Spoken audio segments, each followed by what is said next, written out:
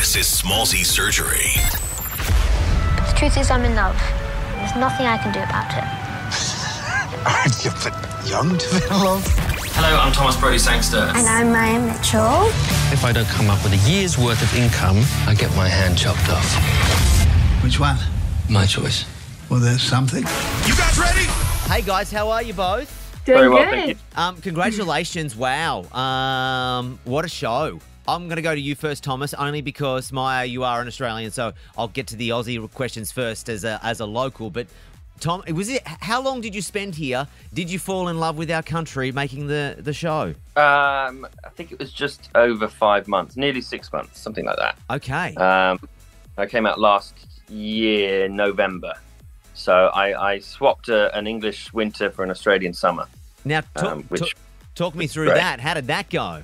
Did that knock you around?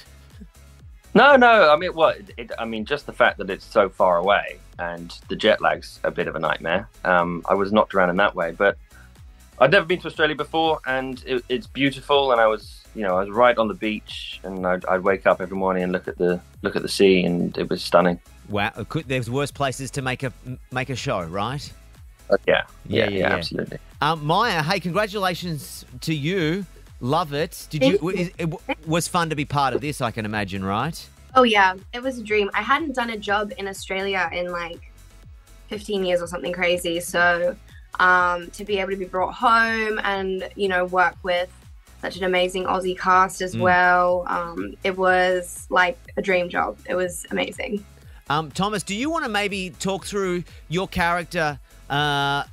People will know the character of the Artful Dodger, but just exactly where the series picks up, because it's 15 years after the Oliver Twist story that we've come to know and love, and everyone knows inside and out, right? Yes, yeah. 15 years later, he's joined the Navy and travelled the world and become a Navy surgeon. So he's picked up all these skills on board boats doing kind of emergency surgeries, and he finds himself washed up in Australia and starts a new life for himself there, where he can kind of let go of his convict past, and does very well. He's a very skilled surgeon, and it's kind of like he basically lives this double life of knowing that he came from the streets of London and is struggling with the fact that he feels that he doesn't really deserve anything and is fighting his way up through the class systems. Versus on the other side, trying to actually make something of himself and prove to the world that he's got what it takes to be taken seriously and to kind of climb the ladder of success and make something of himself. Yeah, nice. Now I don't know the answer to this question, but did either of you ever do Oliver?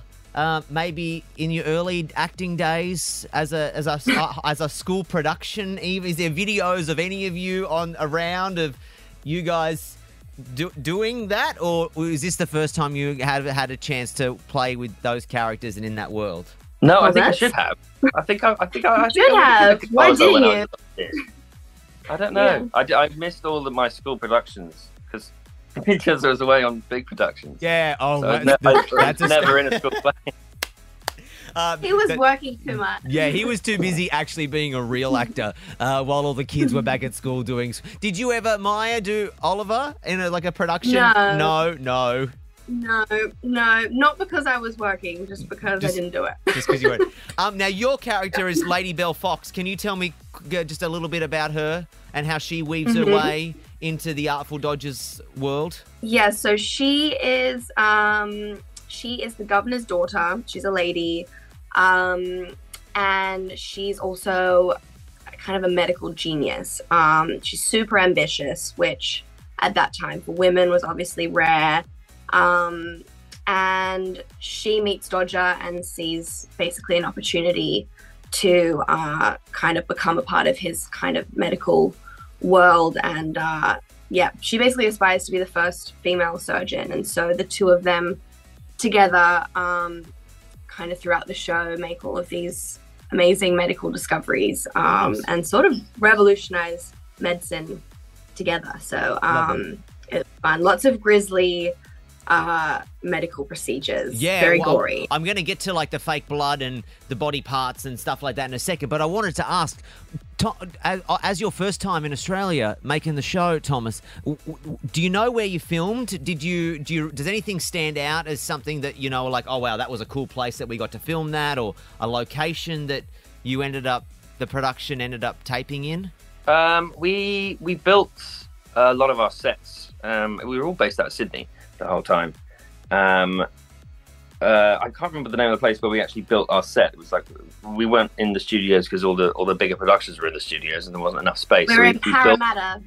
We were Parramatta, in a that's hot it. hot box in Parramatta. Wow, you got a grand tour of Sydney, didn't you?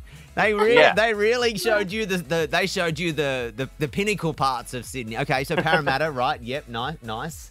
No, it was hilarious like because we would like walk out of the set and be on the streets of Parramatta, and our base camp was kind of a walk away. So people would be like driving their cars down the streets of Parramatta, and then they just see all these people covered in blood in like cupcake dresses walking down the street. They'd be like, "Are you okay? What is going on here?" What did you think of Parramatta, Thomas? As a well-travelled, super big-time celebrity, that's the suburbs. That's about as a suburbs as it gets when it comes to Sydney. What were your thoughts? I spent most of my time inside in the studio, so I didn't really get to see it very much. But what I did, I loved. Great. Good answer. Well done. Great answer. Did you learn any Aussie slang while you were here? Did anyone teach you anything? Oh, Aussie slang. Yeah. We do speak different. You do. You have lots of slang. I can't think of any, though. Did you? We were all sort of speaking in a British accent the whole time. Yeah. Yeah. Okay. Yeah. Well, obviously in the show, yes, but like you would carry that over. Obviously, all the Aussies would carry that over. It's hard to get in and out of carry an accent, I could imagine. But then when you're surrounded by someone who sounds as eloquent as he does, it's very easy just to slip back into it, right? Yeah, it was very helpful having him and David around. But yeah, I basically just was British for 6 months. Yeah, absolutely. Yeah, it's just easier so that you don't have to think about it. But it is awkward, like if you're in an Uber or like meeting someone for the first time and they're like, "So where in England are you from?" And you're like, "Oh, nowhere." I lie. Blood and guts question. You did allude to it. I don't want to do any spoilers, but there are moments. Tell me what you can tell me about filming it, and was it confronting? Did you enjoy it? Was it a little weird the first time you did those scenes? It was fun. Well, I was going to say we had lots of prep beforehand. We'd have meetings and speak with a real surgeon, and try and figure out exactly what we were supposed to do in this procedure. Well, I think it was very fun for him as well because he had to take his mind back to what it would have been like back then. Medicine's changed so much since then, obviously, thankfully. So we'd have an idea of exactly what we're doing, and the anatomy of it was all passed down to the special effects team, and so it was very realistic. Oh yes. Yeah, and it's quite gruesome. To the point where they had to kind of dull it down quite a bit because it was a little bit too much. And lots of squirting blood everywhere, and like it was quite because all that blood is so sticky as well, so it gets all over your hands, then it gets all over the scalpel and stuff, and then scalpels and blades and saws start sticking to your hands. You're supposed to be doing intricate work with stitching, and it's very messy. Yeah, it's fun. Last question, because I am running out of time. If I was ever in dire need of a medical procedure, did you learn anything that you think that you may be able to use in a real life situation, or absolutely look for someone else and not use you two? I feel like Thomas, you'd be quite safe with Thomas. Okay, all right, okay. You think he learnt enough where if we were on a battlefield, he might be able to put me back together? Potentially. Okay. No, he's like, no. He's hard, no. He's like, absolutely not. Absolutely not. Hey, guys, got to bounce, but thanks for your chat and time. I appreciate it. Congratulations on the show. Thank you very much. Smallsy Surgery is a Nova podcast. For more great shows like this, head to novapodcast.com.au.